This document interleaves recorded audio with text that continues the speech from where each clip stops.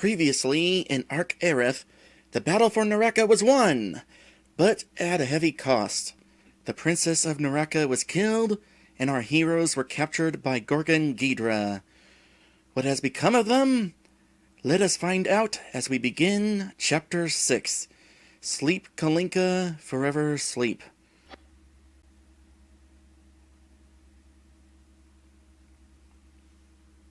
You are about to enter an area that will not allow backtracking for a while. It is recommended that you save on another slot for the time being. Can you believe that this is the first time that I've been allowed to slave this entire stream? Not one point during the battle for Naraka did I have the opportunity to save. Would have at least been nice to have a save point after the princess died. Saving again just in case.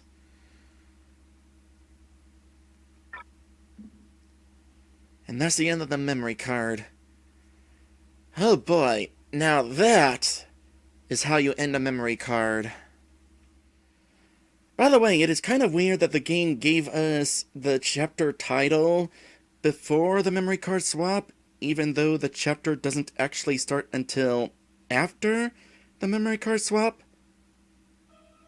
Kind of weird, but oh well.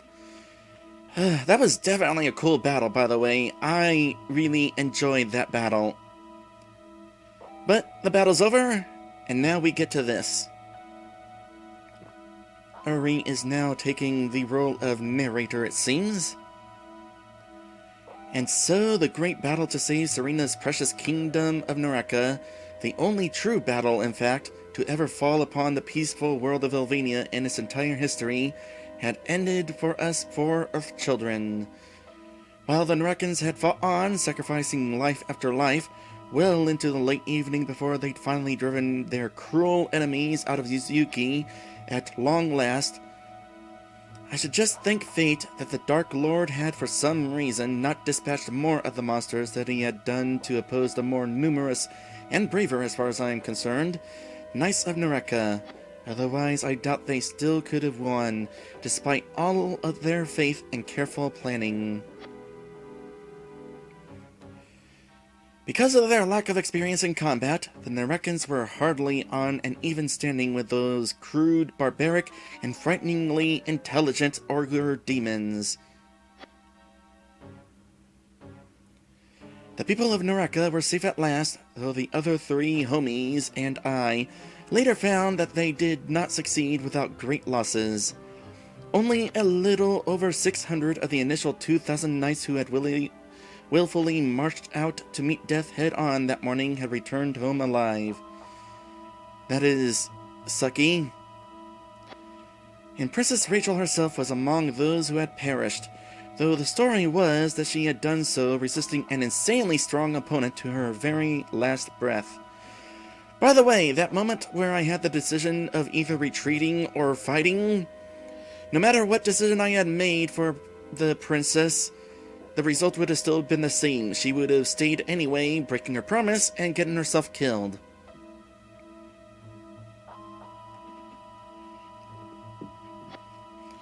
I imagine that, even more so than their other slain comrades, to the Naraka Knights, the princess's spilt blood will haunt the now war-tainted Poaska's lake, until the day the Lord of Darkness, who is ultimately at fault for that entire battle ever having occurred, is slain. All of our other close friends, Boles, Tessera, William, Paprika, and Josie, had survived at least, or so I thought I knew. Speaking of her, Jersey I mean, thank you for clarifying. I find that she is the primary cause of my slowly becoming just the kind of person I never thought that I would, and thought I never wanted to, become. A change that has been trying to worm its way in ever since the day I had crossed the paths of three female deities respectfully named Ares, Hermes, and Priyan.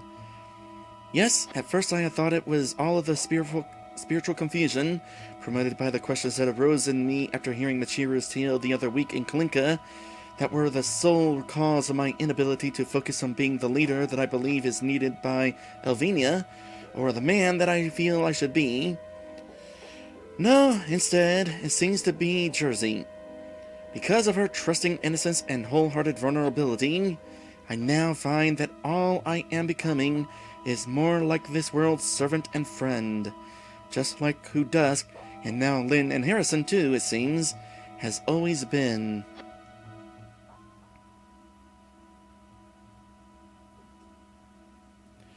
I am no longer their leader, just their friend. And that's fine in the end, I guess. And I'll be there for Jersey next time I see her, too, if she needs someone to be her crutch. She couldn't have taken the deaths of all 9 of her friends in that fight with Gorgon without bitter tears, after all. She just isn't that strong. May no one in Elvenia ever have to bear the burden of physically fighting alongside us for humans of the other world again. In their innocence, they do not deserve to suffer the same bloody and tear-stained fate that we must suffer. This is our fight against the darkness, not theirs. And we fight it for them, the Elvenians.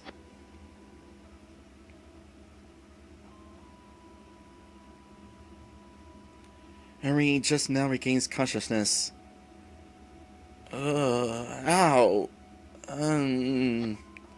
Where am I? Well, good news is the goddesses have found... Well, at the very least, Priyan has found Uri. They were all separated at the end of the last fight. You've come to at last, my friend. I'm glad. Uh-huh? Priyan? You wound up here as well? Ow. Uri groggily looks up into the direction where Priyan's voice came from, and...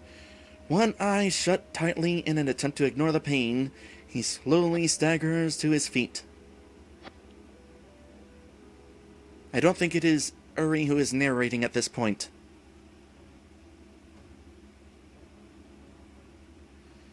Nay, my sisters and I were not affected by the spell that Gorgon had cast on you and the other 3.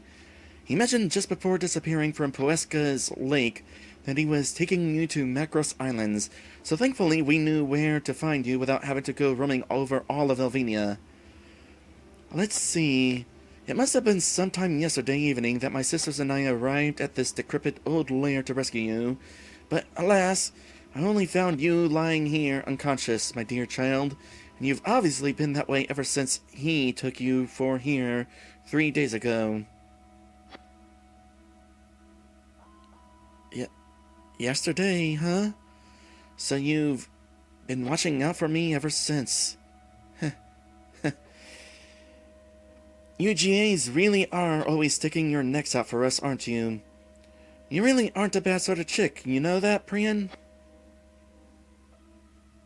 Priyan fondly responds, since you tried to genuinely compliment...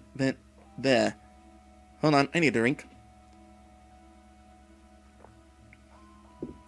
Since you tried to genuinely compliment me for once, I'll let the chick part slide this time. Harry groans.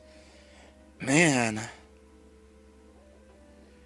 Are you hurt badly, my friend? You appear as though you are feeling a great deal of pain. Sigh. I wouldn't put it past Gorgon and the other ogres to have further beaten you and the other 3 once they had brought you here. The cruelty of these treacherous demi-humans was certainly evident as they were fighting the Narakans. Hello, Beer Force! Welcome to this stream. As a quick recap, our heroes were beaten the crap out of and appear to now be separately imprisoned. Uri still winces and rubs the side of his head. Nah, it feels more like a bad hangover than anything else. Ugh. Man, this is even worse than that time in Itsuki Village that promiscuous sister of Paprika's had slipped her specially made ale my way. Priyan does a stone glare. Uri feels Priyan's gaze on him. I mean, come on, Priyan. You were there when it happened. No, I was an unsuspecting victim. So you say... Hey, is Jersey still alive? Yes, she's okay.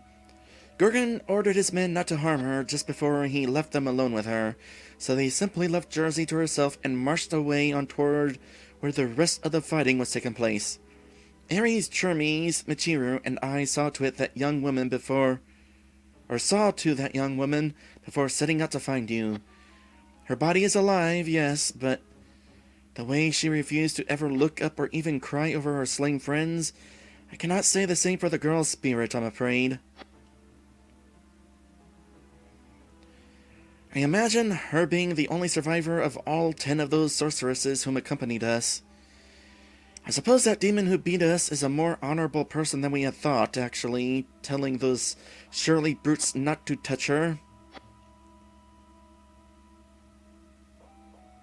Harry looks around him.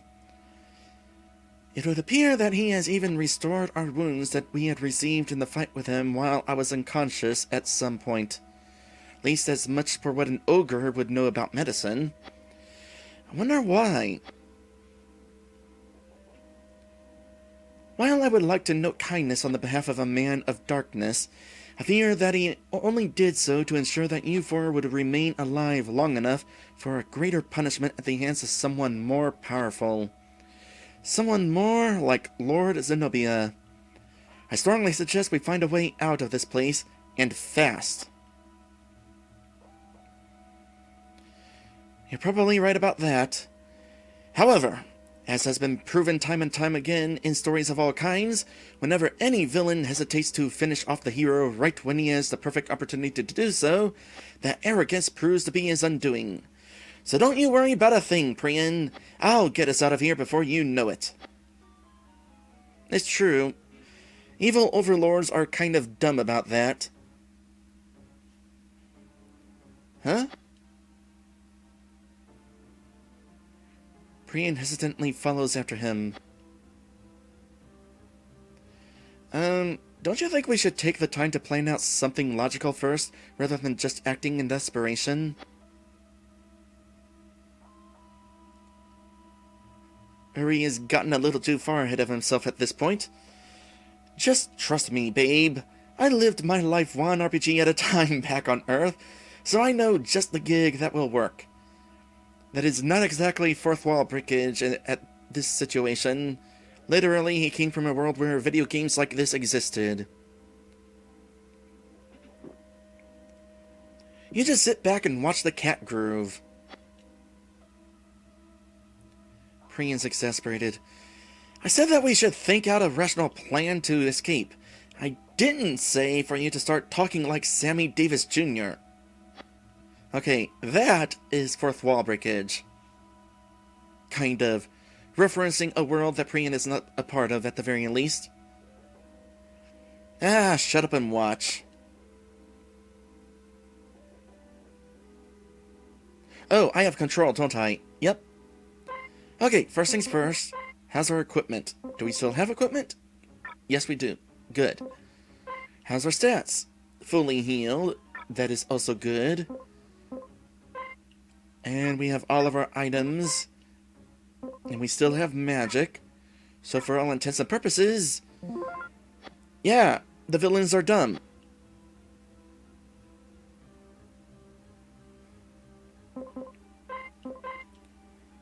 So, let's get this escape started, shall we? We're gonna be here a while, by the way. We got a dungeon to go through, and we have to find the remaining friends.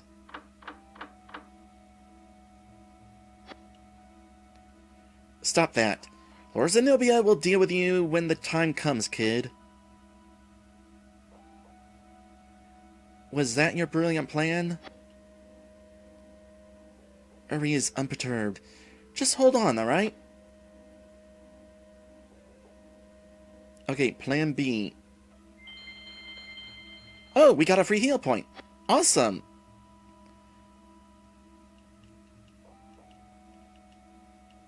I guess we go back to the door. What are you doing? Are you stupid? Do you want to get yourself killed? Have a little faith in your servant, the insults aside, Miss Goddess of Love. Sigh.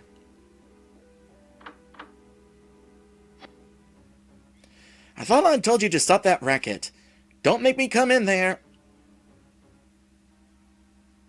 I believe that is the entire point. I may be treading on thin ice a bit here. Here goes nothing. Stop that, child. Now you're giving me a headache. For the last time, kid, knock it off. I won't repeat myself another time. That's funny. I was supposed to see results after the third try. Crane's exploding. That's it. I'm not waiting for your foolishness to goad that monster into here. I'm about to murder you myself. Uri interrupts. Hey, I got it. We'll just use this seraph pendant that we got from Lisa Winters. I'll bet that its magic can do something for us. Crane's hysterics suddenly fade. You think so? Sure. Now I'll just place this pendant around my neck and... Okay. That's a thing that we can do. How long have we been able to do that? Poof. Now we'll just wait for the guard to come in and see what's up.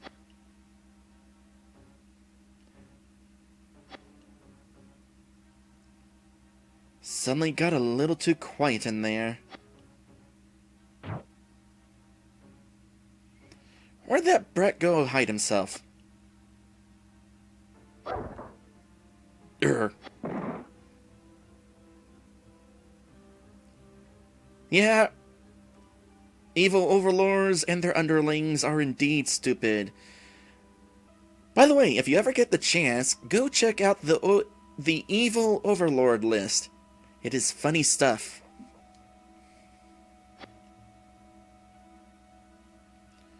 Smooth. Real smooth. Any other childish tricks you may have up your sleeve for knocking the warden unconscious so that you may escape your prison? We can work on those shortcomings about me later on. Right now, we've got more important things to worry about. Where are the others, anyway? My sisters and I assumed that each of the other three had been imprisoned elsewhere in the lair, so Ares, Charmes, and Michiru had separated from me to go look for them. Good. With such dedication on the part of you GAs, I am certain that the other homeboys are just fine, wherever they are. Now then, shall we start looking? I love that we're still invisible for this. I'm totally saving this. Too bad this isn't like the PC RPG makers and you get to see your character sprites in the save file. Although for all intents and purposes, we can pretend that we do, on account that we can't see Uri, who is now invisible. I was hoping that would have an item.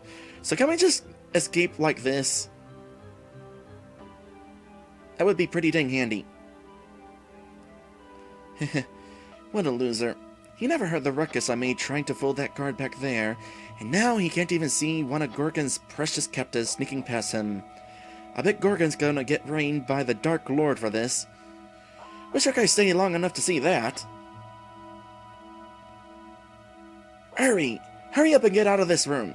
I can sense the magic inside Lisa's pendant beginning to fade. Oh, of course it is. Huh? Okay, don't panic. We'll just use a bit of stealth to get past this one guy and then figure out how to go about this from here on out once we're clear in the next room.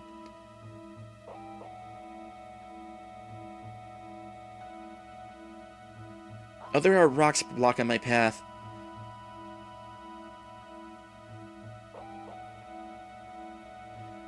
I'm halfway tempted to try fighting this guy. Not by myself, though. This sucks! Hey, you! Sigh. Guess there's no avoiding this. Oomph. I should have known that leaving alive a few brats who just don't know when to give up would not be an ideal way to avoid bothersome trouble in the near future.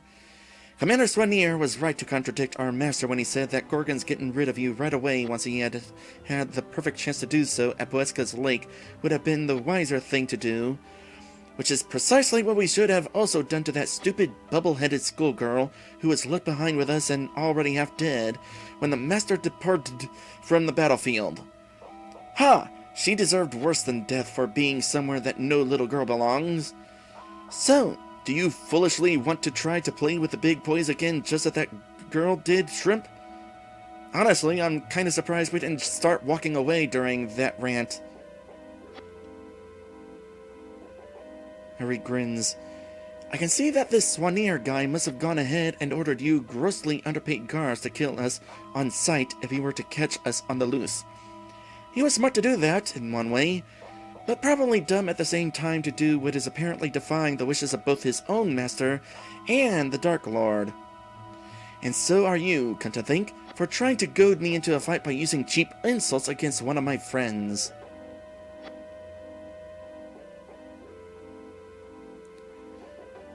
Why don't you just admit that you losers are nowhere near as great and powerful as you tried to let on? After all, why should I or any Elvenian be intimidated by any of you ogres if you didn't even have the guts to slay just one human girl, simply for fear of what one of your superiors may have ordered you not to do, and yet you still stand here and try to taunt me about how you could so have crushed Jersey beneath your heel at any time you wanted? You think I'm scared of that? Perhaps by fighting us, you will learn to be more polite to women as well, master. Okay, well, that was certainly a taunting session. Okay, we got one guy here. He's probably weak against thunder, so let's use this thunder sword. How strong are you? Not terribly strong. So, hello there, Straight Back. Welcome to today's stream. We are beginning our lengthy escape.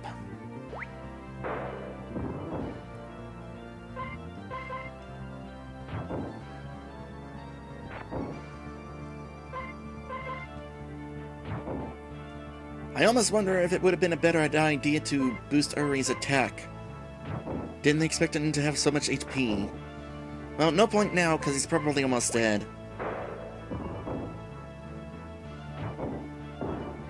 Yep, there he goes.